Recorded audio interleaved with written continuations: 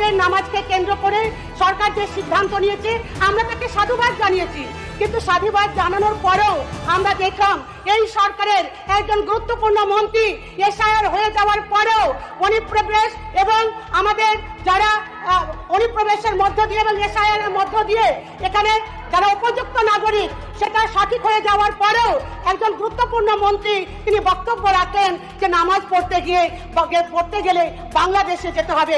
এটা আমাদের অন্তরে লেগেছে। তাই অনুরোধ করবো এই হাউসের কাছে এমন কিছু বক্তব্য রাখবেন না যে সংখ্যালঘুরা সবসময় তাদের নিজস্ব আইডেন্টিফিকেশনে ভোগে।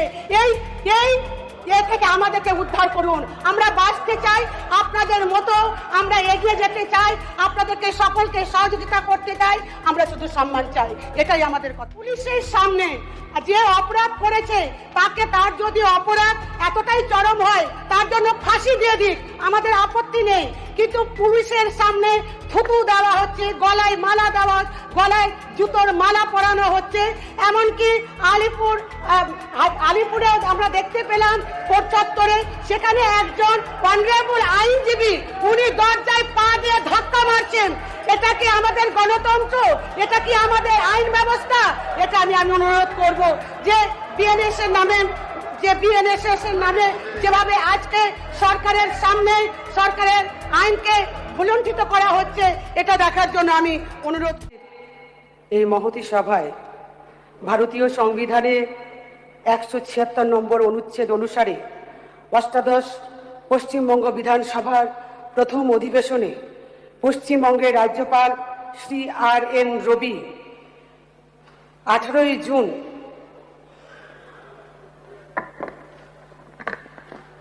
যে বক্তব্য পেশ করেছেন এবং সরকারের বক্তব্য রাজ্যপালের ভাষণে উঠে এসছে, আমি প্রথমেই রাজ্যপালের ভাষণে বক্তব্যের গঠনগতমূলক বিভিন্ন ইস্যু রয়েছে, সেগুলো যেমন খণ্ডন করার চেষ্টা করব, ঠিক তেমনি নিশ্চয় সরকারের যে 1.5 মাস সবেমাত্র 20 ফুটেছে, সেই 1.5 মাসে রাজ্য সরকারের বিভিন্ন ইস্যু নিয়ে যে মোটিভ অনেক বিষয়ে ভালো সিদ্ধান্ত নিয়েছে, নিশ্চয়ই সেই বিষয়ে সাধুবাদ জানাবো। প্রথমে আমি সমস্ত অনারেবল যারা ইলেক্ট হয়ে এসেছেন মেম্বার্স তাদেরকেও আমি আন্তরিক ধন্যবাদ জানাচ্ছি, স্পিকার সাহেবকেও ধন্যবাদ জানাচ্ছি। এই রাজ্যপালের ভাষণে একটা কথা উঠে এসেছে, ভয়হীন সরকার, এই কথাটা উঠে এসেছে এবং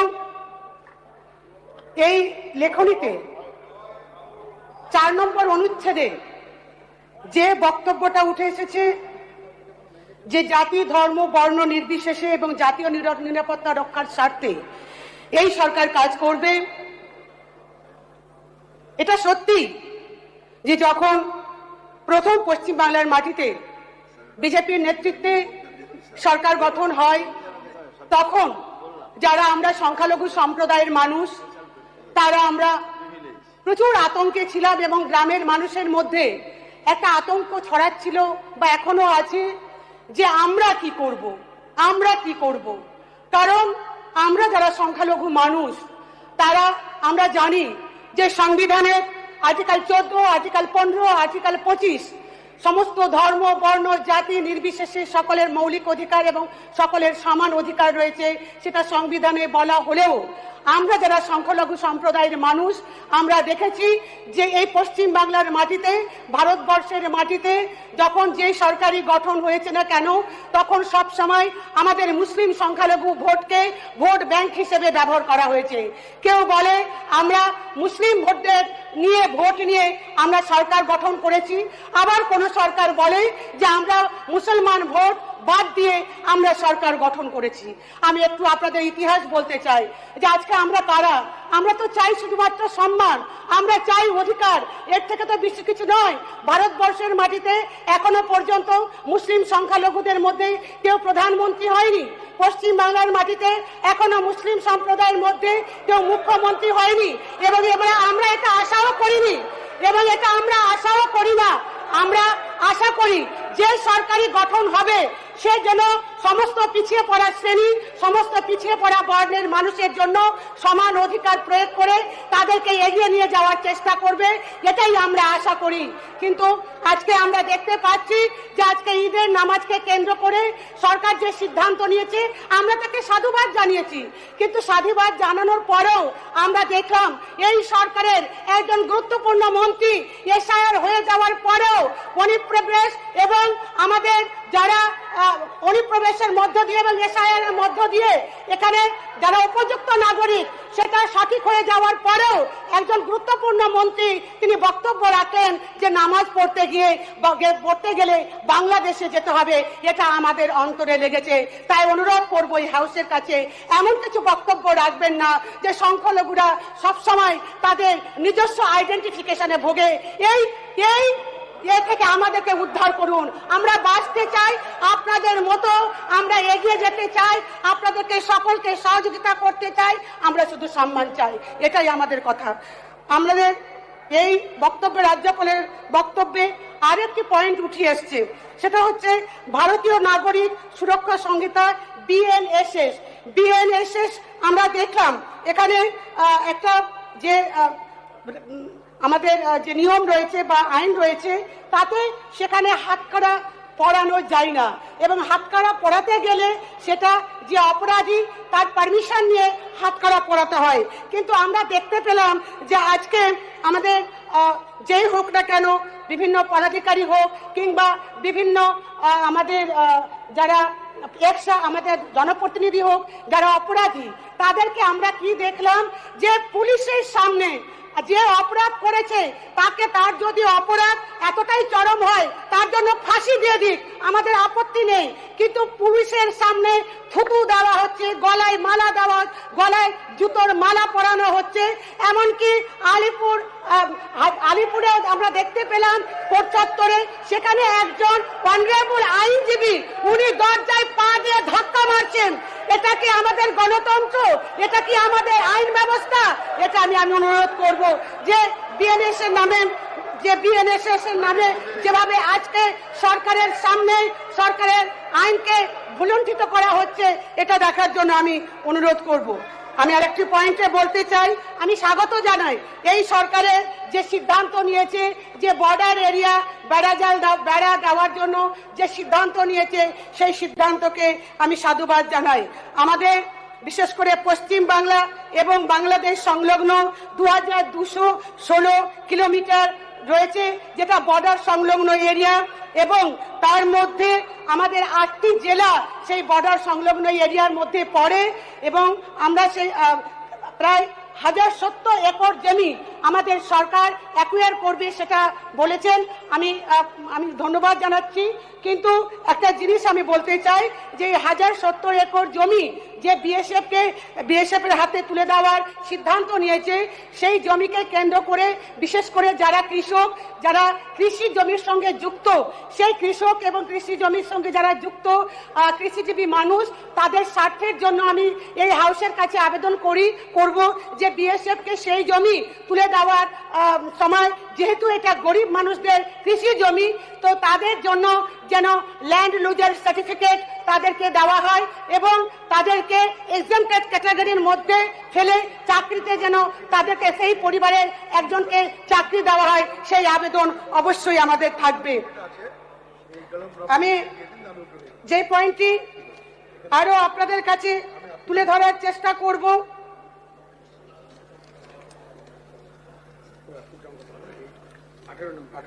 শিক্ষায় থ্রেড কালচার বরদাস্ত নয়, একথা মাননীয় রাজ্যপালের মুখ থেকে বেরিয়ে এসছে, কিন্তু আমি আপনাদেরকে বলতে চাই শিক্ষায় থ্রেড কালচার বরদাস্ত নয়, কিন্তু পাশাপাশি দেখছি প্রশাসনিক জায়গায় আমাদের বিডিও এবং আইসি চেয়ারে যেভাবে অনারেবল আমাদের মন্ত্রীরা বসছেন, সেটা কিন্তু আগামী দিনে থ্রেড কালচারের ইঙ্গিত দেয়, সেই কথাটা আমি মনে করিয়ে দিতে চাই। তাই অনুরোধ রাখবো, চেয়ার কিন্তু চেয়ার, সেই চেয়ারে বিডিও কিংবা আইসির চেয়ারে, এসপি কিংবা ডিএম এর চেয়ারে আমরা কিন্তু বসতে পারি না। তাই কোনো প্রকারে তাদেরকে দাবিয়ে দেওয়ার জন্য চেষ্টা না হয়, তাদেরকে থ্রেড কালচারের আওতায় যেন ফেলা না হয়, সেই আবেদন আমার থাকবে।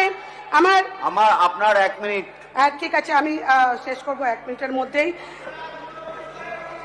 আমি এসআইআর নিয়ে একটু কথা বলতে চাই। এই রাজ্যপালের ভাষণে যে ইস্যুকে কেন্দ্র করে সরকার তৈরি হয়েছে, যে ইস্যুকে কেন্দ্র করে সরকার গঠন হয়েছে এসআইআর, সেই এসআইআর নিয়ে সরকার তো গঠন হয়ে গেছে, কিন্তু যারা ডিলিটেড ভোটার, সেই ডিলিটেড ভোটাররা যারা ট্রাইব্যুনালে গেছে, এখনো পর্যন্ত ট্রাইব্যুনালে গিয়ে কতদিনের মধ্যে তাদের সমস্যার সমাধান হবে একটি কথাও এসআইআর সম্পর্কে এই রাজ্যপালের ভাষণে নেই।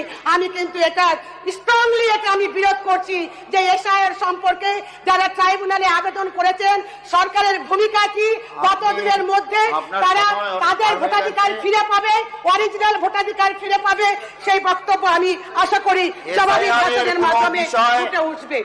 এবং ইতিমধ্যেই আমি আরেকটা কথা বলি যে এই সরকার এমন একটা মুসলিম বিদ্বেষী সরকার পরিচয় যেন না দেয়, কারণ কয়েকদিন আগে আমরা দেখলাম পাঁচ সরকার সংলগ্ন যে রাস্তা সুরাবর্দী এভিনিউ এর নাম বদল করে গোপাল মুখার্জি রোড ঘোষণা করা হয়েছে। আমি অদ্ভুত একটা সরকার হতে পারে, অনারেবল শুভেন্দু অধিকারীর নামেও আরো 5টা শুভেন্দু অধিকারী হতে পারে, কিন্তু তার মানে এই নয় যে বাইরের শুভেন্দু অধিকারীকে আমি এনে অনারেবল সিএম এর জায়গায় বসিয়ে দিব, এটা কিন্তু হতে পারে না। আমরা জানলামই না যে সুরাবর্দী এভিনিউ তার নামে রাখা হয়েছে, অথচ তার নাম কেটে দিয়ে আজকে গোপাল মুখার্জি রোড করে দেওয়া হলো। এটা কি চিন্তার বিষয় হলো না? কারণ একটাই আমি খুঁজে পেলাম যে নামটা হচ্ছে সুরাবর্দী, কারণ নামটা হচ্ছে মুসলিম নাম, তাই ভাবছে যে মুসলিম নাম রাখা যাবে না।